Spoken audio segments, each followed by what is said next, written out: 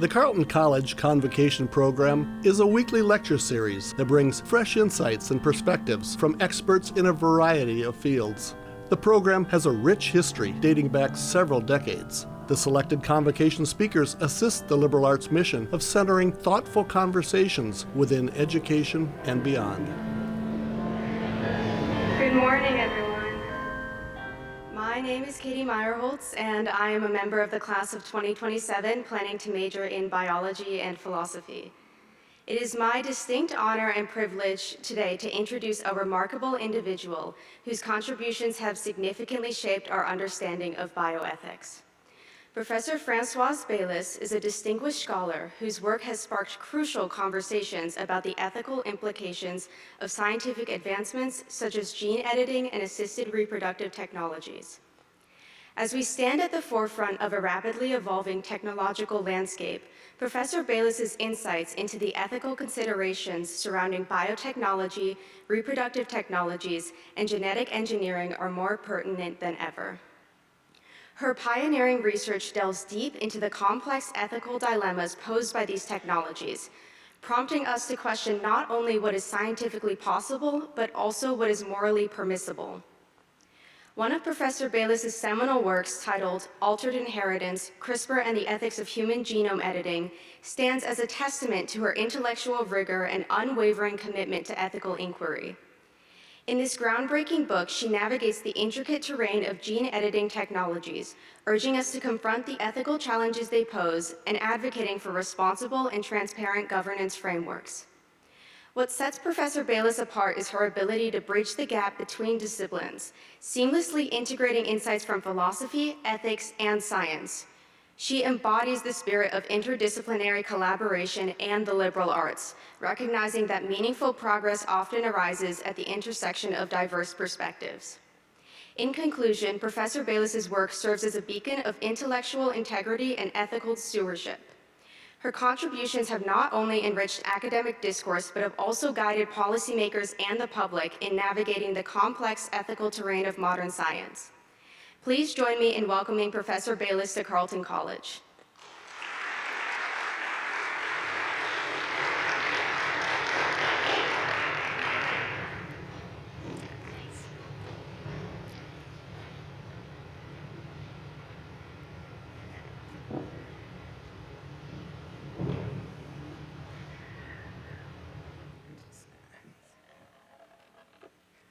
So I want to start by, first of all, thanking you for an amazing introduction. I do a lot of public speaking, and I have to say very often people just kind of go on the web and read the first 2 or 3 paragraphs that they find on the web verbatim, so I get to listen to the same thing over and over.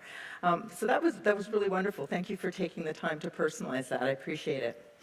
I also want to say that I'm really happy to see all of you here today. I really enjoy public speaking, and I really enjoy it when I have a really diverse audience in terms of background, experience, stage of life, partly because the issues that I'm talking about I think are really important across a spectrum of perspectives, and it's really important in that context then that we pay attention to diversity. I'm going to talk today about altered inheritance, and so the idea that we are on the cusp of having the ability of changing ourselves, not only individually, but as a species. What does that mean in terms of ethics? What does that mean in terms of responsibility, in terms of politics, in terms of history? What is it that we think we're doing when we take on the project of changing ourselves? I don't know if everything I'll talk to you about today that I will witness in my lifetime, but what I'm talking to you about today is not science fiction. When we talk about designer babies, many people will refer to Louise Brown. She is the first baby born from in vitro fertilization in the late 1970s. And one of the ideas I want to leave you with is she is not a designer baby. Many people will tell you that, and if you Google designer baby, her name will certainly come up. What she is the first person born through in vitro fertilization, which means that you're taking the genetic material, the sperm and the egg, outside of the body to make a human. But all you're doing there is bypassing the physicality of the body. You're not doing anything that would not have happened in nature but for a choice being made to put these two things together outside of the body. So it's a platform technology absolutely crucial to the later term project of making designer babies. This is the doctor who actually created the first designer baby, and it was science that starts in New York and ends in Mexico, which is where the baby is born, to a Jordanian couple. And it's in the context of a technology that's called mitochondrial replacement. And then in colloquial terms, people talk about it as the three-parent baby. And that's a context where what you're doing in terms of the genetic material, you're working with sperm from a male, but you're working with two eggs. Because if you think about the human egg, as you might think, for example, about a chicken egg, you've got the egg yolk and the egg white. And in the egg yolk part, that's where you have what we call the nuclear DNA. And in the egg white part is where you would have what's called the mitochondrial DNA. And there are some people, some women, that actually have genetic defects in the DNA that's in the mitochondria. And so as a means of treatment, at least that's how it's proposed, what we do is we'll just get rid of that defective egg white, we'll keep the yellow part, the yolk, which is the nuclear DNA, and we'll put it into somebody else's egg where we've taken the yellow out and thrown that away. So we've ended up with a baby that could not have been created in nature. So that's the first time you actually have human manipulation changing the genetic makeup, and the child that is born will have DNA from three people. This is the first of the true designer babies. The one I'm really going to focus on today, however, is the designer baby created by CRISPR technology. The one I just talked to you about, the mitochondrial replacement, we don't know because there is no such thing as a registry internationally, but we imagine that there's probably just over 200 such babies around the world. With the CRISPR technology that we know of, there are 3, and they're in China. 2 of them are twins, and then there's a third baby. All of them are girls. They're nearly 5 years old. We don't know very much more about them for a variety of reasons. This is Zhangqiu He, the scientist that did that work, a scientist that trained here in the United States and was repatriated back to China, which is where he created these babies. I want to talk a lot about the work that he does, but I don't necessarily want to focus on him, though I will come back to him in a minute. The main thing for you to appreciate, and I don't need the science to get any more complicated than this, is that what you're looking at with CRISPR technology is taking the double-stranded DNA, which is our genetic makeup, and you're able to make a change by doing a cut. So you're cutting the DNA, and in some cases you're just going to allow that DNA to repair itself. But what you've done is you've disrupted it, and as it repairs itself, things change. Alternatively, you might cut it and insert new genetic material, or you might cut it and remove genetic material. But in all cases, what you're hoping to do is to make a permanent genetic change. And the idea then is that this replicates throughout the body. And that's what makes the manipulation at the level of the embryo, the early egg and sperm when they meet, is that you're then going to be able to make that change go through all the cells. As opposed to, for example, just making a genetic change to something in your blood in which it might affect all of your blood cells, but wouldn't necessarily affect every cell in your body. So, CRISPR babies, do we want them? Zhangqiu He has created 3 such individuals. Nominally, it was to address the problem of HIV. Could he make them resistant to that particular illness? But imagine what else you might be able to do with this technology. And I want you to think about it not only in the context of possibly treating illnesses, preventing illnesses, but adding traits that might not otherwise be there. Remember I said you might remove genetic material, add genetic material, disrupt genetic material, but you have to have a goal and an objective. You're not just doing this for fun, like you think you're going to accomplish something. So my question is, do we want them? Do we want CRISPR babies? We've been talking about this for a long time, and I've just put up here for you some examples of what you'll see in the public media, and pretty much it's enthusiastic, right? There's a couple of horror stories or images that we're going to just make a lot of little Hitlers that are going to run around, and that tends to be the image that people use. But what I want you to actually think about when you look at this is to think about some of my opening remarks. Where do you see the diversity here in these images? There's not a lot of diversity. Very narrow understanding of what might be an enhancement or excellence. So that's one of the first things I'd like us to think about, right? If you thought this was a worthwhile project, who gets to decide what the ideal human should look like? And is it going to include you, me, anybody else? What's it going to look like? Almost all of them are white, almost all of them are male. There are, however, other people that object quite dramatically to this technology. This picture was taken in March of 2023 at the International Summit on Human Genome Editing in London. And they have been to, this group of individuals has been to a number of places objecting to this project of taking over human evolution. And one of their major concerns are eugenics. And what's the context in which you think you're going to take on this project? And just so that we understand, this isn't only happening in England or the United States or Anglophone-speaking countries. Around the world, there are people who are deeply concerned about this technology. Now, leaving aside activism for a moment, because I think it's actually really important, what's actually in policy, laws, guidelines, et cetera? And if you look at this map, and this is an article that we published a couple of years ago now, so it probably could do with being updated, but we haven't actually published the update.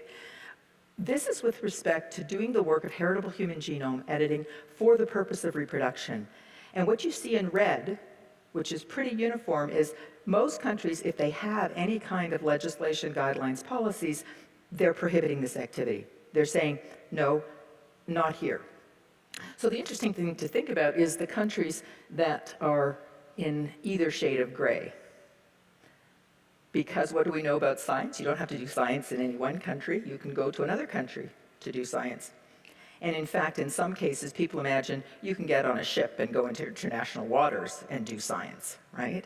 And so one of the interesting questions becomes, is this important that you seem to have a preponderance of opinion in one direction, or does it not matter? The thing I want you to do is, if you can, just kind of hold on to this image of a lot of red across the map and compare it to this map. This map is for the exact same technology, the exact same genetic manipulation, which is to take the human embryo, to cut it, to cut the DNA, and to either disrupt, replace, or remove genetic material. But arguably here, the goal is not reproduction. That's what they're saying is, we will do that manipulation in the lab, but we are not going to transfer it to a woman or to eventually an artificial uterus. We're not trying to make new humans. We're just trying to do basic science in the lab so that we better understand human reproduction, we can better deal with things like miscarriages, et cetera, et cetera. It's the exact same technology. So if we think about a platform technology, it gets introduced for one particular goal and objective. 20, 30 years later, it can be used for many things. So countries, many countries, approve in some way, shape, or form of doing this work in the human embryo, provided you don't transfer it to a uterus to make a new human. In time, will that first map I showed you look more like this map? And we need to think about it, and what might make it look more like this map? So let me give you a little bit of background in terms of history, science, and policy. These are the two women who won the Nobel Prize for doing this work, Emmanuelle Charpentier and Jennifer Doudna.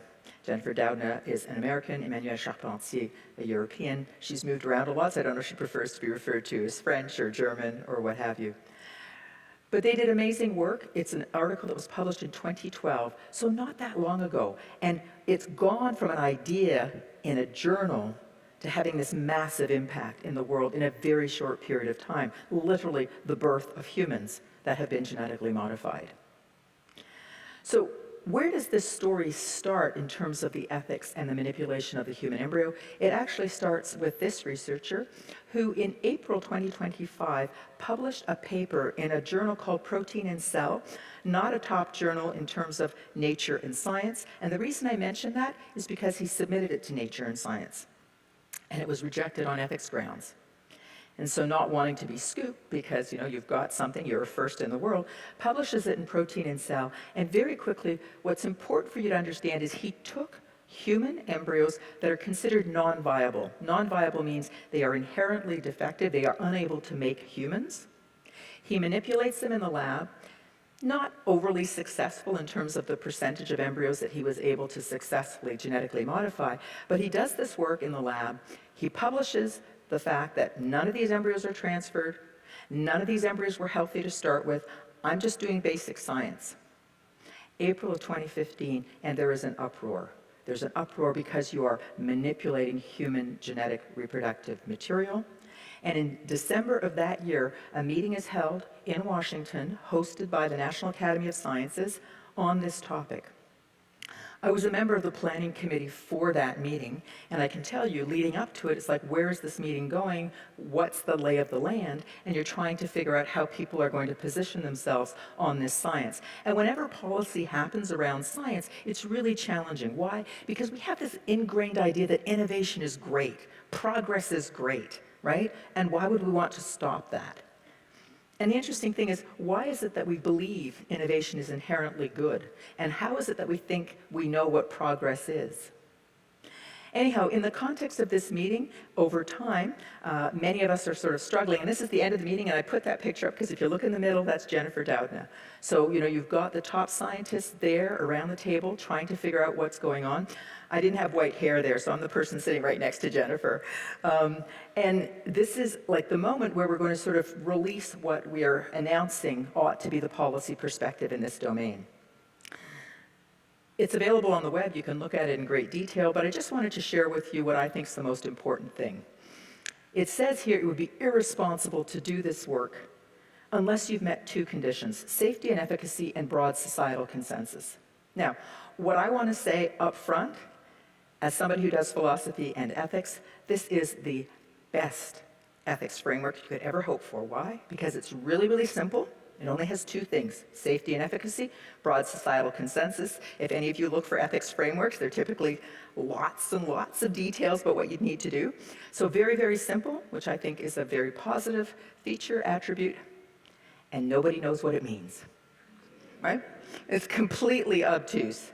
Now, I want to say to you, I thought that was great. I actually thought that was a strength of the statement. So you could look at that and say, well, if nobody knows what it means, how can that be a strength? Because from my point of view, it meant, okay, we got to do some work here. We're actually setting out big, broad parameters. And we're saying, okay, so let's figure out what would safety and efficacy mean in this context. And what I want to say to you is safety and efficacy is actually not objective. And I think this makes it clear that it's not objective because somebody has to decide that it's safe enough, that it's effective enough. And it's never going to be 100%. So does it have to be 70% safe and effective? 98% safe and effective? You're going to have to do some moral work to decide at what point is it good enough to go, right? So this isn't saying we have the answer, but it's saying we know what the broad brushstrokes are. And for me, the commitment to broad societal consensus was really, really important. Why? Because to my way of thinking, you're talking about changing the human species. Well, this is not a decision that belongs to 10 head honchos in some business facility or in some government or in some lab, right? This is not a decision for politicians or scientists to make alone or even in concert with their buddies, right? This is something that belongs to all of us. Why? Because I've used the reference to the human genome as a metaphor for it's the one thing we all have in common. Now, please understand, it is a metaphor. We don't all, in one sense, have the same genome. But it was to say, look, we all have a right to actually weigh in on this. And that, for me, right now, is a big part of the work that I'm doing going forward, is just trying to make those ideas available to people so that they can think about what their views are around this really important technology. This is the second scientist that you've already seen, Jean-Q Hay, and now we're fast-forwarding from 2015 to 2018, and on the eve of the second International Summit on Human Genome Editing, which is in Hong Kong, he announces to the world, pushed a little bit by some reporters here in the United States, that he has created two children that at that time they had been born, and he's claiming that they're in good health. Transparency, I am not on the planning committee for the second International Summit in Hong Kong. Why the transparency? Because I'm now going to share with you the conclusions from that summit with which I disagree. So at the end of that summit, you see again a very similar array of people. Jennifer Doudna is still there amongst the many others, and there are some other people that overlap. So the planning committee for the 2018 meeting is about 50% from the 2015 and then 50% new. And in the abstract, that's great, right? You don't want the same people always at the same table, basically reiterating what they do. But notice how different this is. So the first one says you've got to meet two standards: safety and efficacy, broad societal consensus. Nobody in 2018 is going to say whatever those words mean that that standard has been met, and already you've done that which ought not to have been done without those two conditions being met. And yet what's interesting here is we've moved from doing work in a non-viable embryo in a lab, and then this sort of dramatic response to, oh, we have some babies now, and the response is, well, it could become acceptable in the future. Now's the time to define a rigorous, responsible, translational, meaning from the lab to the human, pathway towards such trials. So I think it's really fascinating historically to think about, you just kind of have these like blocks when all you've done is work in the lab, and now that you actually have babies born, it's like, well, yeah, we got to do this slowly and carefully, but now's the time to go forward. One of the things that happens in that context is they now start getting much more complicated ethics frameworks, and so this is an example of what you would have for the elements of this rigorous, responsible pathway forward. These are not my words, this is the committee's words, and the only one I want to talk to you about off this list is the second one, compelling medical need. And why do I want to talk to you about that? Because the way our world works right now, we justify pretty much everything by compelling medical need, at least in the realm of science, right? Why are we doing this? It's going to fix cancer. Why are we doing this? Well, you know, baldness is a problem. Why are we doing this? There's lots of people of short stature. We want to bring them up in height. And if you think about them, in the abstract, these are all very good things, right? Because the examples I've given are things that are harmful. So why wouldn't we want to respond to different kinds of harms that people experience in the world? And so we describe this as we're doing this for a good reason, to treat something. Think back to that first example I gave you of the designer baby, the mitochondrial replacement, the 3-parent baby. They said we were going to do this, and I described it to you as we're going to do this to treat women that have defective genetic material in their mitochondria. It has been used once for that purpose. It has now been used around the world. I told you we think we have something like 200 babies to deal with infertility or to deal with age-related problems with eggs. It's never been used to treat a genetic disease since then. So what's a compelling medical need that requires us to develop CRISPR and to modify human embryos such that we will have genetically modified humans walking amongst us? Well, lots of examples are given, and I'm just going to highlight 2 of them. These are 2 genetic illnesses, Huntington's disease and cystic fibrosis. And it turns out that in the world, depending on how people couple and who their partners are, there are certain couples that no matter what they do, no matter what technology would be available to them, okay, and I mean that in terms of things like prenatal testing and maybe, you know, making choices about which embryos are healthy and worthy of being transferred, or perhaps they're pregnant and some people choose to access a termination of pregnancy, or they know they're at risk in advance, so they choose to use donor gametes. There are many ways in which you could respond to couples who are perceived as being at risk of having children with a genetic illness. But here are 2 examples where no matter what science you do, you can't actually provide them with a healthy, genetically related child. You could provide them with a healthy, non-genetically related child through things socially like adoption, or through things like science where you provided somebody else's genetic material, but you couldn't give them both a healthy, genetically related child. And so that is supposed to be the compelling medical need. The compelling medical need is that there are couples in the world who, without this technology, could not have genetically related healthy children. Okay? Now, I want to say very clearly, I understand that having children is very important. I have 2. But I actually don't support the claim that there's a right to have children. There isn't a right. It's a responsibility. Having children is ultimately a responsibility. If you spend all your time talking about your rights, you're not the right kind of person to be a parent, because that's not what having children is about. And in that context, I think the other thing that's really important to appreciate is this isn't necessarily going to work, and how many embryos are you going to destroy in the process? And at the end of the day, one of the things I talk about a lot in my work is opportunity costs. And when I talk about opportunity costs, I don't just mean money, I mean talent. People are working at this. What are they not doing that they could be doing? This slide is one of the busier slides. You don't need to read it except to get to the bottom line. And it's just to say that these are facts. This is not me inventing this. If it were used, and we just take the one example of cystic fibrosis, in the United States, you'd have 1 case every 15 years. You really think this is a compelling medical need? Let me tell you about all kinds of other things that are compelling medical needs. So that's the main argument for this technology. It's one that I don't accept. I'm happy to be challenged during the question period about what might be reasons to pursue this technology. After the 2018 summit, many of us who were on the original planning committee in 2015, but not in 2018, were very disappointed with that outcome, and we issued a call for a moratorium, which was published in Nature, saying, again, really, we have to do the work of broad societal consensus. And now the fact that we have these children doesn't mean it's like, okay, well, we're just going to go forward in this direction and think it's progress. We called for a moratorium. That has not been endorsed, but if you go back and read the paper, if they had endorsed the moratorium, it would be over now, right? There are scientists still working in this area. Jean Cuhay is out of jail. I'll tell you about that in a minute. And he has also gone back to doing this work and has announced that he too has gone back to doing heritable human genome editing. So I just presaged this particular slide.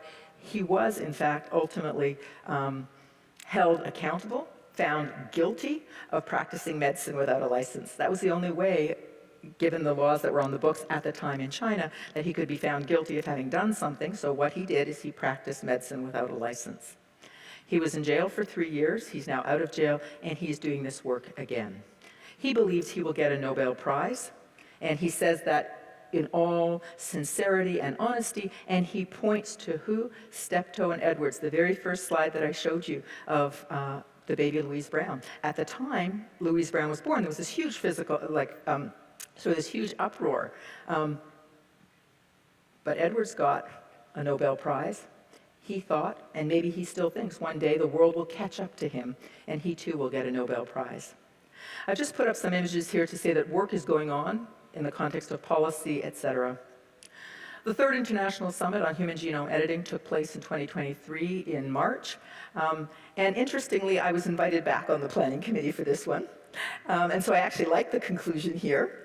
One of the things that I think is really important is try to ensure that the final statement this time revisits, at least in ways that would still be acceptable to those who had authored the second report, to say that, look, we still have to resolve and continue to have discussion and debate about whether, not when, whether the technology should be used. And I was arguing, we haven't had that conversation yet about whether we should use it, and compelling medical need isn't sufficient. There has to be something more if you think it's worth doing this.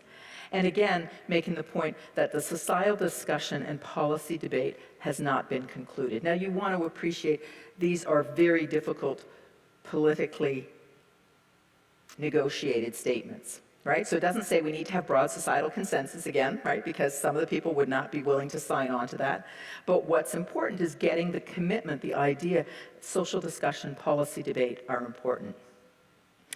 I've just put up here for you just so that you could see again very clearly what's happening. 2015, the statement's strong. It would be irresponsible. 2017, a report comes out from NASA and the National Academy of Science, Engineering, and Medicine. Well, it should be permitted, but for compelling reasons and under strict oversight. And that's how by 2018, when you have the next meeting, you get it's time to define a rigorous, responsible pathway towards such trials. But 2023, from my point of view, we're pulling back. Public discussion and policy debates continue, and they are important for resolving whether this technology should be used. I think it's really important that we have those conversations, and I think it's really important that we have them around the world and in different contexts. Everything from, a church group to a bar, right? This should be acceptable conversation the same way it's acceptable now to talk about things like mental health issues, which we didn't talk about, 15, 20 years ago. It's now dinner conversation that you can talk about infertility, right? We need to have this be dinner conversation too. So I want to try to bring this all together now with the area that I work in, which is ethics. And I'm talking a little bit of some of the work that's in my book called Altered Inheritance. And in that book, one of the things I try to do is I try to say, look, people are really enthusiastic about this. Well, it's because it could do good things in the world, right? Like the only reason we talk about things and we talk about the potential harms is because we want to hold on to the good, and we understand that there are some risks involved. So what I try to do in the book is I try to say, why would we want to embrace this technology? Well, clearly, there are benefits to prospective parents, which I've kind of alluded to, if they want to have genetically healthy related children. There are benefits to the future children if they are born healthy, or if they're born and would not otherwise have been born at all. There are potentially benefits to society and benefits to the gene pool. I'm not going to talk about all of those. I'm just going to highlight the one point about the benefits to the prospective parents. You've heard about this before, but I want to do justice to the claim, right? There's a reason people think this is good. I don't share that view, but I think it's important to understand it. So their view is it's important to be able to have genetically healthy and genetically related children. I worry about this because we've done so much progress as a society in understanding that there are many ways of having families and that they don't require blood relations, right? We have adoption, we have blended families, we have all kinds of ways of understanding family that we create out of meaningful ties. And I worry about the reification of the gene, that somehow that's the only thing that's family, genetic ties. So that's where I come from. Certainly, it will allow people to avoid the emotional, financial, and other burdens that are often associated with having to care for children that have a serious genetic disease. And I don't want to make light of that, right? So it's not just broad social consequences, like, for example, the financial burdens, but the emotional burdens. At the same time, there are many people that say those are things that we can and should embrace, and that many families do. For some people, it will be seen as a very positive thing that you'll be able to provide them, your children, with enhancements. So this will not just be to avoid certain kinds of genetic illnesses, but to provide them with certain opportunities. And I want to be really clear about this. We do this all the time. And we actually, as a society, believe that enhancements are good, right? Like, why are you here at a university, right? Right? You believe there's something here that you can learn, and that's good, and you're helping to enhance your brain. Why do parents send their kids to piano lessons? Because they think it's good and it will enhance their opportunities. The same thing can be said about sport. So as a society, we're already deeply committed to enhancement. This is an enhancement, right? So we believe in enhancements, and so many people are saying, look, this is just a different means. We've already embraced the goal. Why is this means problematic? And so the idea is that as a parent, it would be responsible of me to help make sure that my child has opportunities, and I can do that by improving their, vision or their acuity or their, muscle mass or whatever it is I think might be good for my children. But as I said, we're trying to weigh that up against certain kinds of harms. And these are the harms that I try to describe in the book. And I'd like to believe that people will pay attention to the first harm that I mentioned, which is harms to women. And that's because nobody talks about the harms to women with this. Why? Because we talk about the tissue, we talk about the gametes, we talk about the children that might be born. But this is experimentation on women, right? Like, how do you get these babies? You have to put them into women. And yes, maybe one day we'll have an ex utero ectogenesis world. But right now, to do this, you have to put them into women. And the other thing is you actually have to get sperm and egg to do this. And not that difficult to get the sperm from the men. It's a really big deal to get eggs from women, right? It's very onerous physically, emotionally, etc. So one of the things I talk about here are the harms to women. And I want people to pay attention that with those harms, there's a certain kind of exploitation that's happening in pursuit of a goal or objective that may not be the goal or objective of the woman. And I think we ought to pay attention to that. And the thing that I also try to make people realize is it's not just the harm of the actual transfer of this genetically modified material, but you have to appreciate that things might go wrong, and if you were to pursue this, they certainly will go wrong. It's not going to be 100% safe. And so when it goes wrong, are you going to compel the woman to have a termination of pregnancy? Because like, hey, I'm a big important scientist. I don't want this as my legacy. No, we got to get rid of this. Is that what you're going to ask the woman to do? If she says no and wants to have this child, who's going to care for this child? Where's that burden going to fall? And so one of the things that became very important to me in this is to say, eggs and embryos are not just in a lab on a shelf, and we can't just talk about them as if they're tissue. We need to pay attention to the women that are involved in this project. And because so much emphasis has been on the benefits to prospective parents, I wanted to really also say that there are some potential harms to the prospective parents. And really, it's inviting people to appreciate it may not work. It may be a disaster. Right? So what are the scenarios in which you don't just have this ideal child that you think you're going to have? And then the other thing, which is really important that I wanted to emphasize, is when we embrace the technology, we change the world we live in. We just do, right? The world we all live in right now with our dependence on cell phones is not the world I grew up in, and we're not going backwards, right? But that whole way of navigating our space has radically changed. And if you bring this in, there will be social pressure to use it, and we will just become a very different kind of world. Now, that doesn't mean it's good, bad, or indifferent, but it means we sure ought to think about it, talk about it, and worry about it. I want to end by emphasizing what I think is most important in this space, and that's building consensus. And it really is sort of the work that I do, and it's really what undergirds my efforts here. One day, you'll recognize this, Alice came to a fork in the road, and she saw a Cheshire cat in a tree. Which road do I take? Right or left, right? Where do you want to go, says the cat. I don't know, Alice answers. Well, then it doesn't really matter. And so my whole talk today is to say to you, yeah, well, it does matter, right?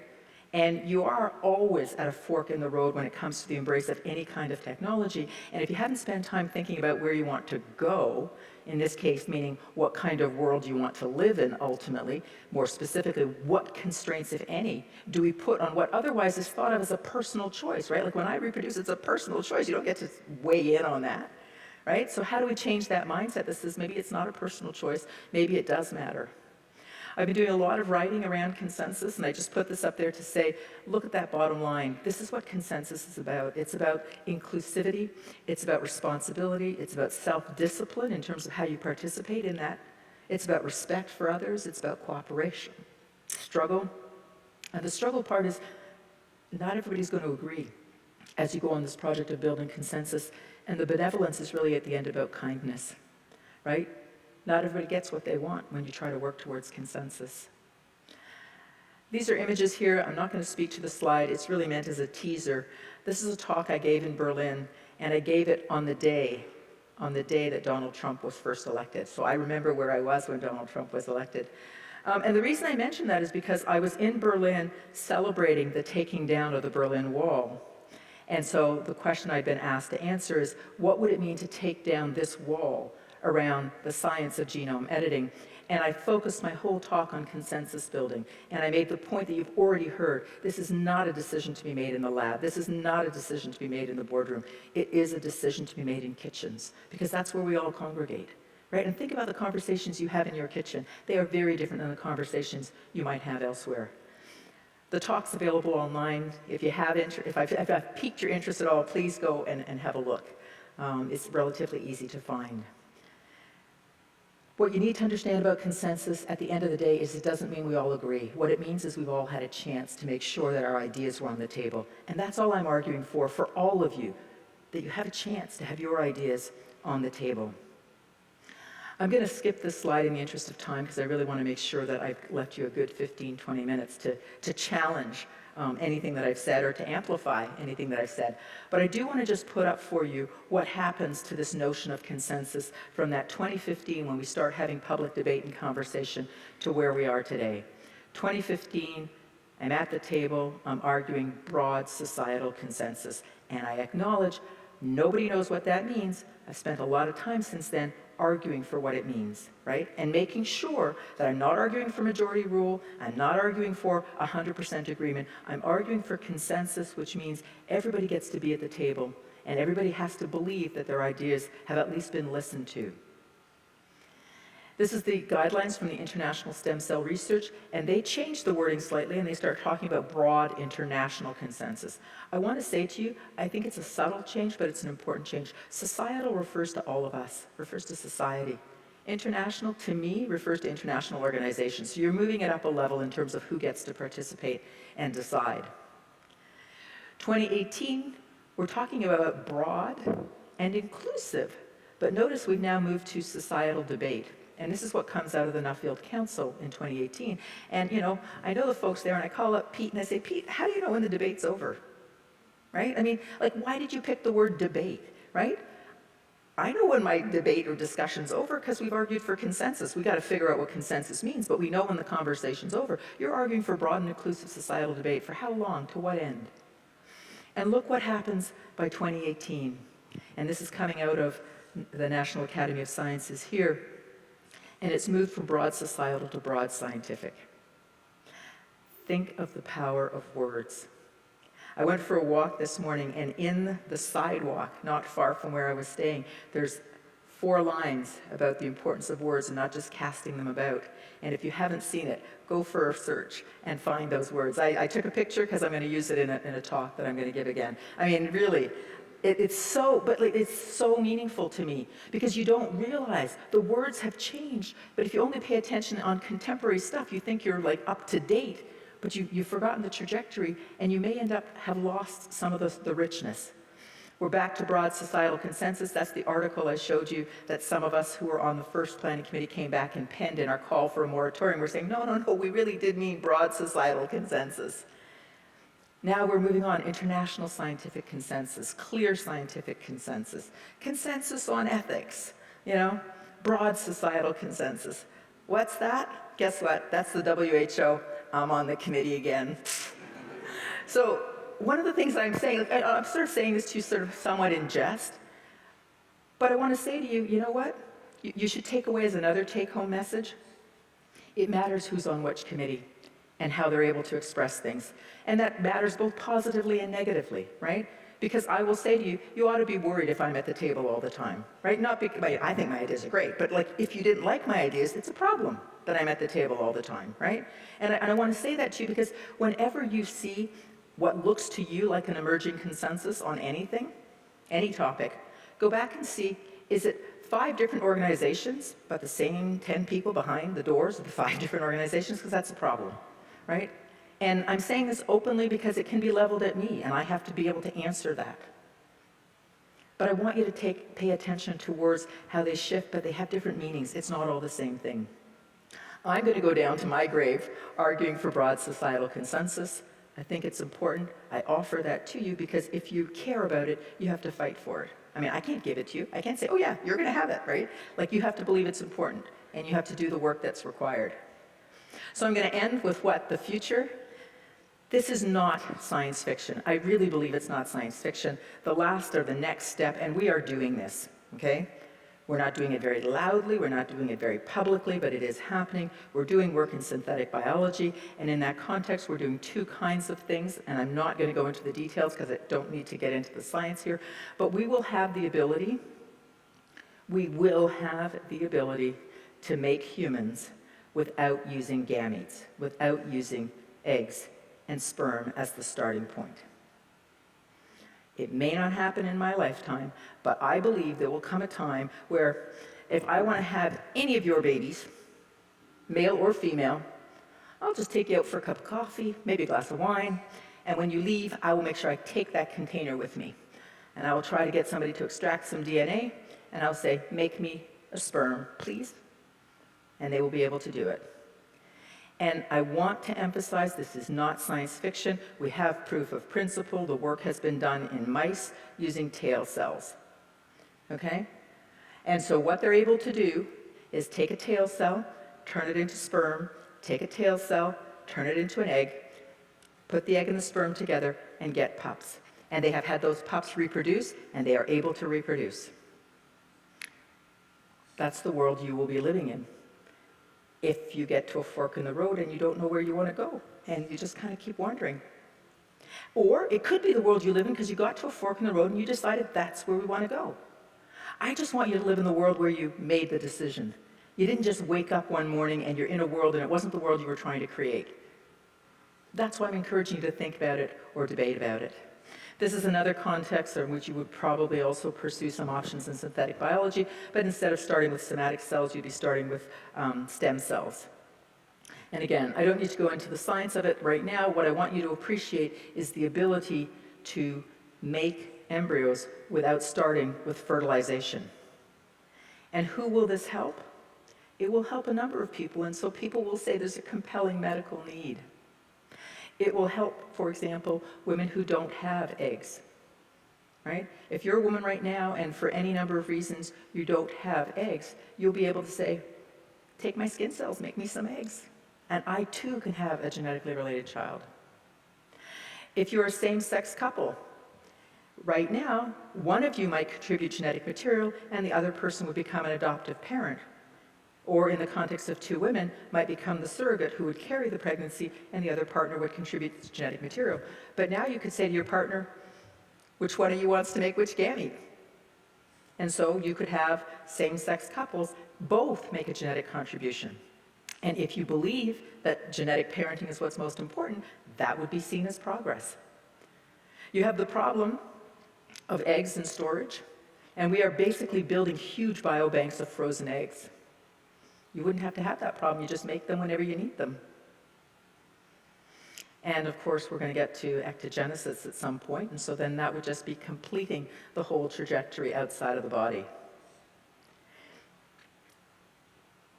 Will we get there? It'll depend on what? It'll depend on what we ultimately end up believing is the moral status of the human embryo. If we really believe it's protectable human life, it becomes an argument for synthetic biology, right? Or are you going to now say that synthetic embryos too are protectable human life? These are choices we have to make. The thing that's important is there's no doubt whether it's synthetic or naturally created that it is human. From a moral point of view, the question is it a person? My last slide. You've seen it before. One day Alice comes to a fork in the road. Alice is a metaphor for all of you.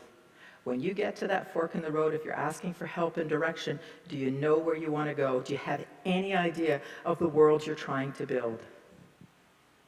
That's the question my book invites you to answer. What kind of world do you want to live in? And it's ultimately up to you.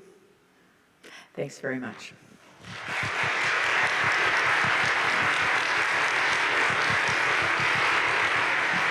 Thank you very much, Françoise, for being here today. An excellent talk. We're going to open up to Q&A in just a second. Of course, we just have to mention a couple of things. Next week, we will enjoy Alex Weber, Unstoppable Leadership. Alex is an international keynote speaker, award-winning host for NBC, U.S. Lacrosse Coach of the Year, and a competitor on American Ninja Warrior. Using humor and storytelling, Alex connects with audiences because of genuine openness and about challenges, self-doubt, uncertainty that we all face and how we can overcome it. As to Convo Lunch, we've had a couple cancellations. So if you'd like to join us for luncheon, we do have a few seats at the table. Please see me afterwards. On that note, we're going to open up to Q&A, and we invite our friends on Zoom as well to participate. They will be forwarded to my phone, but we already have one phone-in question, which I'm going to lead with, and we'll get to you. And the question is, could Dr. Baylis speak a little about the ethics around selecting against mutations with a high likelihood of developing cancer, for example, BRCA, that are not definitively deadly? Now that we have the choice, what side of history will we be on if we choose not to do this for our children? So, that's an excellent question because it actually allows me to move in a couple of directions. One of the things I think is really important to appreciate is that we can use this technology to select against and also to select for, right? And so that in and of itself is an interesting kind of phenomenon. I think when we identify something that we think is harmful, painful, life-shortening, or at least impacting quality of life, we have this idea that we should get rid of that. Certainly, I think, if I or members of my family were at risk for a specific genetic disease, and I thought, well, here's an easy and obvious solution, there would be a certain kind of enthusiasm for that. I can certainly appreciate that, and I don't know how I would respond were that on offer. What I do know is what I would come back to sort of a big picture thing, and it is something I worry about, and it all comes back to what kind of world are we building? And I worry about that sometimes in the context of, is it just about getting rid of everything that we think is painful? Do we actually think that we don't learn anything from challenges? And some of those challenges will be health challenges, some of them will be other kinds of things. So I'm not advocating for anybody turning away from opportunities to remove illness, and especially illness that's within a family. But I do also always want us to think about what path are you getting on such that you try to eliminate everything. And I say that for just to tie it into another technology, just because I would like people to appreciate that a lot of what I say can apply to different technologies. I spent a lot of time at one point working with neuroscientists who thought that they had ways of actually erasing horrible memories. And doesn't that sound like a wonderful thing? Like if you have really, truly horrific memories from trauma, from rape, from other things that, participation in war, wouldn't it be a great thing to do that? And one of the things I invited people to think about is like, look, I can't imagine that kind of pain and living with it on a daily basis. And so in the abstract, that sounds like a really good idea. But because my work is always about thinking, well, what's the other side of the coin? It's like, what would it mean to live in a world where you don't understand who I am because there's no opportunity for me to remember the pain and to share that with you and for you to show me empathy and understanding and caring? What does that world look like? I think that we are marked by the things that we deal with and continue to deal with as challenges, and sometimes we will overcome them and sometimes we won't. But what happens when you take away the opportunity for overcoming challenges? So I hope that was a complicated answer, because I mean for it to be understood as it's easy to say that would be great, let's just like take it out of the human species, but sometimes we don't know what we're getting rid of. Hi, thank you for coming today. That was a fantastic talk. I think it's an admirable goal to try to build societal consensus about new technologies like this, but it seems to me rather unrealistic, thinking about how science progresses, like a lot of big steps in the past 100 years, creating nuclear bombs, making AI, making the internet. I'm curious if you see any realistic methods towards bringing about public debate and societal consensus. I mean, I hardly even knew that this technology existed before coming here today. I think most people in the world don't know about this and certainly don't think about this. So how do you see this as becoming a kitchen topic? So I want to grant you your first comment, because you're absolutely right. And there are ways in which what I'm offering is very Pollyannish, right? Like, really, come on. Consensus, give us a break, you know? And I only have one response, and it's the one I repeat all the time. I am prepared to stand before you here today and say, you know what? I could be wrong. I'm probably wrong. But you know what? We'll be all better off for having tried. So if we don't reach consensus, maybe all the other things we will have done along the way trying to get there will make for a better world, because we'll have heard people who have very radically different ideas than we do. We'll have tried to engage with them respectfully. We'll have tried to do that in a way that's benevolent and attentive to the sorrows that they experience. So that when I stand here and I say things like, I don't think this is medically compelling, I don't know that there isn't somebody in the audience that's thinking like, well, really? Sorry. Like, that's not how I see the world. And that's why I really like the opportunity to have a conversation afterwards, because I want people to be able to challenge me, and I want to better understand where people are situated. So the first part is to say, yeah, it may not be achievable, but we will be better off for having tried. I really genuinely do believe that. How do we go about it? I think that what we need to do is to be much more inclusive. So that's why the first thing about inclusivity is so important. If we can just show respect for people who have different life experience and different worldviews, and we are starting to do that. There are ways in which we've made progress. I mean, think about some of the conversations you may have heard or read about with respect to different worldviews amongst Indigenous populations. If you actually are open to that, you can actually learn. I can't tell you the number of things I have learned from my Indigenous colleagues who have a different starting point in terms of how they understand their relationship to nature and to the earth. And we can learn from them, right? But you can't learn if every time you walk into the room, you're the smartest person in the room, right? And that's one of the problems we have right now, especially those of us who have the privilege of being in institutions of higher learning, right? It is really a privilege to be here, but how often do we listen as opposed to pontificate? And that's one of the things I worry about when I, give the kinds of talks I give, which is why I try to spend time saying, I could be wrong, there are other people with different perspectives, I want to make sure you understand mine, but that doesn't mean that I can't learn. And so I think what I'm asking for is a different kind of openness and tolerance, and it is in short supply. But if we don't turn our heads to that as an important challenge, how are we going to get any better at it? So it's about trying. Yeah. Hi. This one. Thank you for coming. I was in a genetics course last term, actually, where we had a debate about this very thing. And one of the arguments that was made against this germline editing was that, sort of to your point in your first response, that like if we edit out anything that we deem suboptimal, is that also part of erasing the thing that gives humanity its vibrancy? Like, is that also, are some of these, albeit painful diseases, are these part of our human heritage? And I'm just curious what your thoughts are on that. So I certainly do worry about the homogenization or the potential homogenization, which is why I put up those images of those sort of magazine covers showing like what they think the perfect baby would look like. And I do think that there is something very valuable in diversity, both culturally, socially, genetically, in terms of having that. I also think that one of the things that becomes really important is to appreciate what we do learn by hardships. And I think in that context,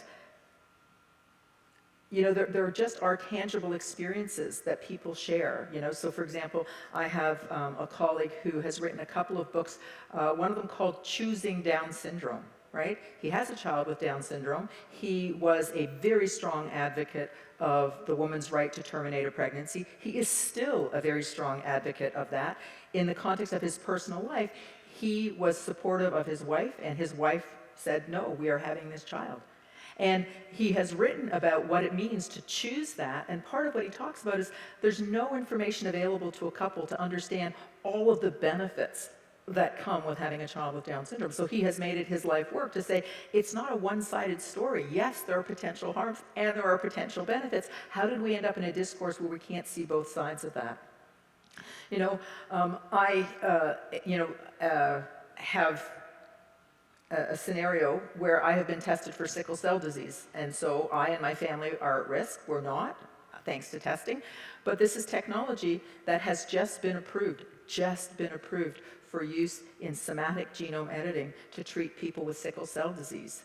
And the first patients have been treated in clinical trials, and it's moving out of clinical trials into that. And that is a very painful disease, and that is something that I think and hope people will embrace. The interesting question, and it's one that I don't have an answer for, is do you do heritable human genome editing where you will have an impact on all of your progeny, or do you do somatic genome editing where you're responding to a person who's suffering? And ultimately, that's the hard part here, because some people will say, one and done, like what are you doing? Generation after generation after generation, you're going to treat this? Let's just eradicate it. But there is a difference in responding to a person who's suffering and bringing the resources to care for that person versus creating a being who didn't exist and would not exist but for our intervention. So I hope that answers a little bit of what you were talking about in the class there. Hi, thank you so much for such an amazing talk. I have two questions. The first is, in terms of this consensus building, how do you see kind of the conversations that are happening in kitchens and living rooms going on and influencing policy, considering that we have such a problem these days in terms of policymakers, both nationally and internationally, not necessarily listening to public opinion? And my second question is kind of on a broad-based societal scale, how do you see these technologies, if they were to be implemented and embraced, affecting kind of equity in societal distribution, given that they would probably mostly be available to those in first world countries or with the economic resources to use them? So that certainly is a very important theme that I explore in the book, and there's no way that this technology will ever be distributed equitably. There's no world that I can imagine in which that happens. And so one of the things I talk about with respect to the technology in the context of heritable human genome editing, I literally talk about this as an opportunity for people to entrench their privilege in their DNA. So why? Because it will be the people with resources, whether they are intellectual resources, financial resources, physical resources, who would avail themselves of this technology and who would drag it, if you will, in a very specific kind of direction. And getting back to the other comment about broad societal consensus, I think part of what you're looking at, or part of what I'm looking at, is trying to build a world in which we can agree on the building blocks. We may never agree on what the link is, the causal link between being committed to these values and embracing or not embracing this particular technology, and that's great. We continue to have that. Where do I see progress being made? So I shared with you that I was on the WHO committee that looked, and for those of you who don't know, that's the World Health Organization committee that looked at governance of heritable human genome editing. And when you work on one of those committees, you get a remit. You get told, here, this is your job. You've got like 18 months, 2 years to work on it. We expect a report. Here's the question, or here's the problem you're supposed to address. And one of the things that's interesting is, we worked on that committee, and then at the end, when we finished our report, I actually argued, we actually need to say back to the Director General, Tedros, something that's beyond our remit. In other words, something we were not asked to do. And one of the things that we did as a committee that we were not asked to do was I said, you know, it's kind of a problem for you as the World Health Organization to say to a committee like us, here's a problem, heritable human genome editing, tell us, you know, what our values should be and how we should sort this out. And it's like, you're WHO, like, don't you have your own values? Like, shouldn't you have gone to the committee and say, these are our core values, this is what WHO stands for, you take this now and figure out how we can be true to our values with this technology. And the Director General endorsed all of the recommendation, and that is actually a formal recommendation. The very next committee that WHO had was actually on governance in the life sciences, and what you're looking at there are things like pathogens of pandemic potential. And because of the work that I'd done with genome editing, I ended up working on the WHO committee on life sciences and the governance of that, which connects. But what dragged me over is not my understanding of the science. What dragged me over into that space of work was my understanding of the values and principles and bringing it to a different group of scientists. And what happens is they don't just accept it holus bolus and carry it over. They massage it and they change it in light of what they understand to be their area of science. So that's where I'm hoping for progress, is that we can get some agreement on the fundamental values and principles, and hopefully one of them is equity. Thanks. Very good. On that note, we must conclude. If you didn't get a chance to get your question, join us for lunch. Otherwise, thank you, Professor Baylis, for being here. Thank you all for joining us. Thank you for coming. Really, thank you.